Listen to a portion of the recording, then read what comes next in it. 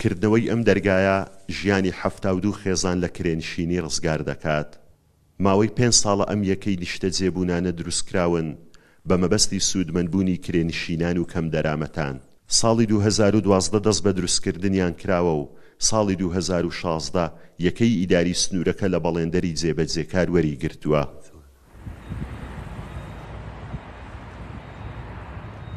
ئەو شوقانە دیارە ینی کە لە چۆمان دروست کرایە لە تەواوی پارێزگای هەولێرش لە زۆربەی قایمقایەتەکان یاخود قەزایەکان دروست کراینە ئەو شوقانە.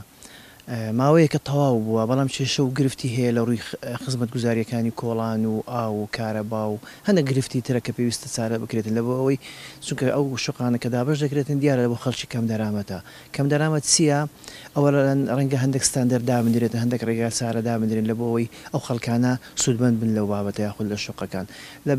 لەبەینی وەزارەتی ئاوەدانکردنەوە و لە پارێزگاکان و هەت ئێستاش ئیدارەی سەربەخۆ ئەو شتە یەکلا دەکرێتەوە لەبەرەوەی شتەکە گشتگیرە ڕەنگە پێویستی بەوەی هەبیتن کە تعلیماتێک یاخود ڕێکارێکی گشتگیر هەبیتن کە یەک زودا نەبیتەوە چێوەری دەگریتن بەڵام پلانەکە ئەوەیە کە خەڵکی کەم دەرامەت بیتن وەری بگریتن کە هیچ دەرامەتێک یاخود داهاتێکی نەبیتن.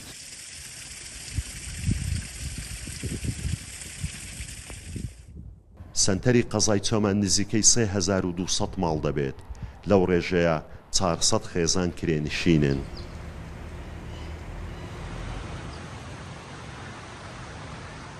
من وەکو گەنجێکی ئەم دەڤەرە دوایەوەی کەوا هاوسەرگیریم کرد و ژیانی خێزانداریم پێکێنا بەڵام بەهۆی نەبوونی داراییەکی باش و کەم دەرامەتیەوە نەمتوانی شوێنێکی گونجاو بۆ نیشتەجێبوون دابین بکەم. ئەم شوقانە لە ساڵی 2012 دەست پێکرا لە 2016 کۆتاییان پێهات و تەواو بوون بەڵام بەداخەوە حکوومەت لە دابشکردنی کەمتەرخەم بوو تا ئێستا شەم شوقانە دابش نەکراون و کرێنشینانیش هەتا دێن لەم دەڤەرەدا زیاد دەبن و دۆخی ئابووری و باری دارایشیان بەرەو خەراببوون دەڕوات.